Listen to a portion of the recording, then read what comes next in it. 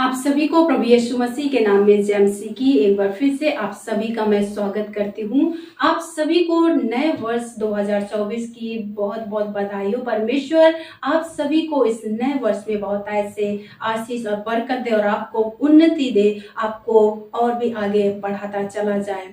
मेरे प्रिय भाई और बहनों, हो सकता है आपने 2023 में बहुत अच्छी जिंदगी को जिया है और बहुत सारी सफलता को हासिल किया है और अब ये और बहुत से प्लान आपने 2024 के लिए करके रखा है और आप सोच रहे होंगे कि मैं अब किस प्रकार से कदम को उठाऊं ताकि मेरा ये काम सफल हो जाए।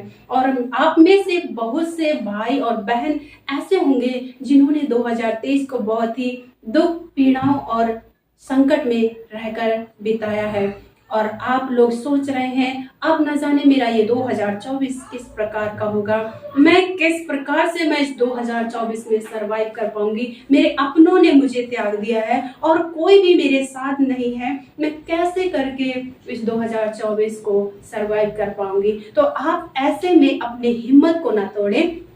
परमेश्वर का वचन आज आपसे इस प्रकार से बातें करता है। यहोशू की पुस्तक 1 अध्याय उसके 8 वचन में इस प्रकार से लिखा हुआ है, व्यवस्था की यह पुस्तक तेरे चित्त से कभी ना उतरने पाए, इसी में दिन रात ध्यान दिए रहना, इसलिए कि जो कुछ उसमें लिखा है उसके अनुसार करने की तू चौकसी करे, क्योंकि ऐसा ही करने से तेरे सब काम सफल होंगे और तू प्रभावशाली होगा। वचन 9 में, क्या मैंने तुझे आज्ञा नहीं दी? हियाव बांधकर दृढ़ हो जा, भय न खा और तेरा मन कच्चा ना हो, क्योंकि जहाँ जहाँ तू जाएगा वहाँ वहाँ तेरा परमेश्वर यहोवा तेरे संग रहेगा। यह प्रभु का पवित्र वचन है। हम इस वचन को समझने के लिए इसके थोड़े बैकग्राउंड को समझने की कोशिश करेंगे। यहाँ पे परमेश्वर का दास मूसा मर चुका है और जो मूसा की जिम्मेदारी थी, इस जिम्मेदारी को परमेश्वर उसके दास यहोशू को सौंप रहा है। और यहाँ पे परमेश्वर मूसा के दास यहोशू को उसकी जिम्मेदारियों को सौंप रहा है कि जिन इस्राएलियों को मूसा यहाँ तक लेकर आया है, अब ये तेरी जिम्मेदारी है, इनको अब तू उस प्रतिज्ञात देश में पहुंचाएगा जिसके लिए मैंने इनको बुलाया है और जिस देश में ले जाने के लिए मैंने इनसे वायदा किया है कि दूध और मधु की धाराएं बहने वाले देश में मैं तुम्हें पहुंचाऊंगा और उस देश में अब तू इन्हें लेकर जाएगा। इस बात को सुनकर हो सकता है यहोशू अपने जीवन में घबरा रहा हो, डर रहा हो, क्योंकि वो जानता था कि ये जो जाति है वो हठीली जाति है और अपनी मनमानी करने वाली, अपनी मर्जी के अनुसार जीवन जीने वाली ये जाति है।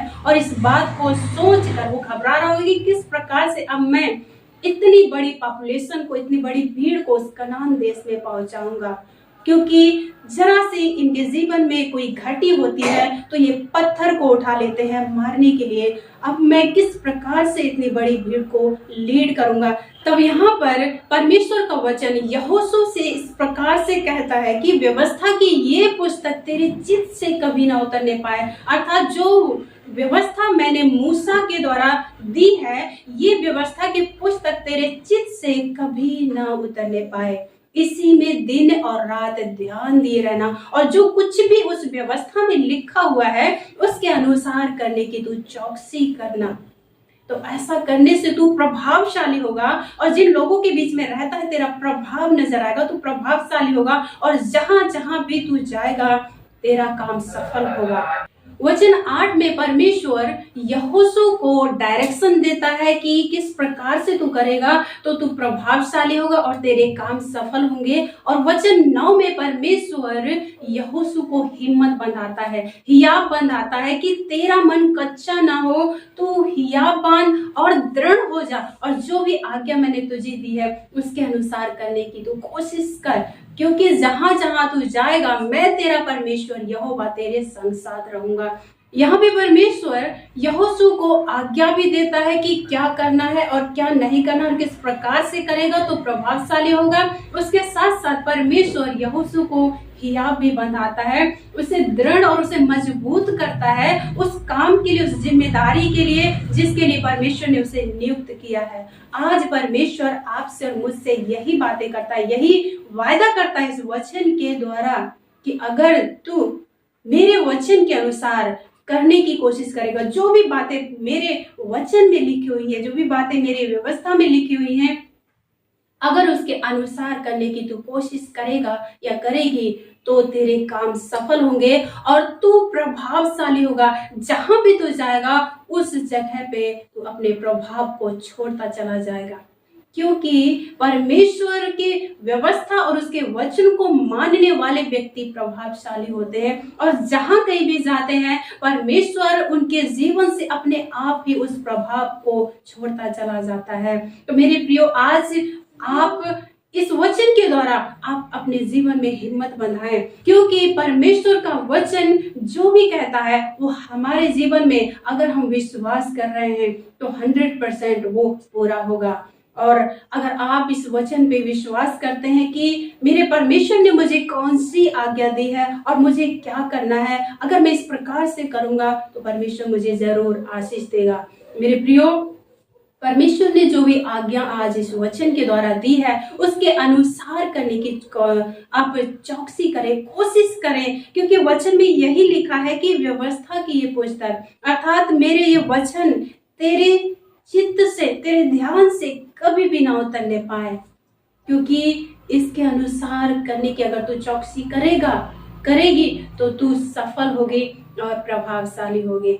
आप चाहते हैं अपने जीवन में जहां भी आप जाएं प्रभावशाली रहें, अपने प्रभाव को वहां पे छोड़ें, तो आप परमेश्वर की व्यवस्था, उसके वचन पर चित्त लगाएं, उसके वचन को माने, उसके अनुसार करने की चौकसी करें, कोशिश करें, ताकि जहां भी आप जाएं परमेश्वर आपके कामों को सफल करे और उस जगह में आपको प्रभावशाली बनाए और अपने हियाब को ना खोए। क्योंकि आपका भले ये 2023 कैसा भी रहा हो, लेकिन 2024 अगर आप परमेश्वर के वचन के अनुसार जीवन को जिएंगे और जी रहे हैं तो परमेश्वर इस 2024 को इस 2023 से भी अच्छा करेगा। परमेश्वर इन वचनों के द्वारा आप सभी को आशीष और बरकत दे। हम आपके लिए प्रार्थना करेंगे। हमारे सर्वशक्तिमान जीवित परमेश्वर पिता प्रभु यीशु मसीह, हम आपका धन्यवाद करते हैं इन सुंदर वचनों के लिए, इन वायदों के लिए पिता, जो आपने अपने वचन में हमसे किया है प्रभु यीशु मसीह। उन्हें दे मेरे परमेश्वर पिता, जितने भी भाई और बहन आज आपके पवित्र वचन को सुन रहे हैं प्रभु, दुआ है मेरी परमेश्वर पिता, जो भी वचन, जो भी वायदे आपके इन्होंने सुना है, सीखा है, पढ़ा है आपके वचन में पिता, इनके चित्त से, इनके ध्यान से, इनके दिमाग से कभी भी उतरने ना पाए, वरन जो भी आपके वचन में लिखा है उसके अनुसार करने की ये चौकसी करें, ताकि जहां जहां भी अपने कदम को रखते हैं, जहां जहां भी अपने हाथों को बढ़ाते हैं कामों को करने के लिए, प्रभु उन कामों में, उन जगह पे इन्हें सफलता दे, इनके कामों को सफल करे मेरे परमेश्वर पिता। जो काम ये 2023 में पूरा ना कर पाए,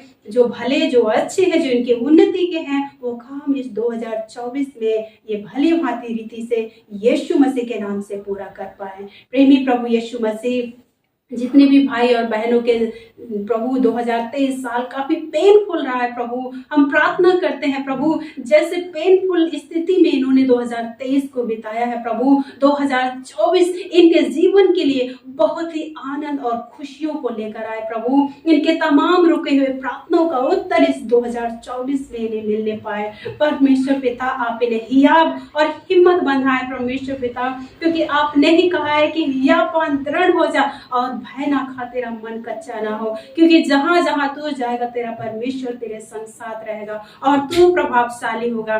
परमेश्वर पिता, इन वचनों के द्वारा अपने लोगों को आप बहुतायत से हियाब बंधाए, हिम्मत बंधाए और इनके जीवन में अद्भुत कामों को करे प्रभु, ताकि ये और भी आपकी उपस्थिति को अपने जीवन में महसूस करने पाए, क्योंकि खुदा आपने ही कहा है कि जहां जहां तू जाएगा तेरा परमेश्वर यहोवा तेरे संग साथ रहेगा। प्रभु, ये जहां भी जाते हैं आपकी पवित्र उपस्थिति को अपने जीवन में ये महसूस करने पाए कि मैं यहाँ हूँ, मेरा परमेश्वर भी मेरे साथ है और जिस काम को मैं करूंगा उस काम को मेरा परमेश्वर सफल करेगा। पिता, इस वचन के अनुसार आप अपने लोगों को आशीर्वाद दे और इनके इस 2024 को बहुत ऐसे प्रभु ब्लेस करें यीशु मसीह के नाम से। धन्यवाद करते हैं प्रभु, आपने हमारी प्रार्थना को सुना है। प्रभु यीशु मसीह के जीवित और सामर्थी नाम में होकर हम इस दुआ को मांगते हैं। आमीन आमीन। प्रभु आप सभी को बहुत ऐसे आशीष बरकत दे। एक बार फिर से आप सभी को हैप्पी न्यू ईयर। प्रभु आप सभी को इस नए साल में और उन्नति प्रदान करे। जो काम आप 2023 में नहीं कर पाए वो इस 2024 में आप कर पाए। आमीन।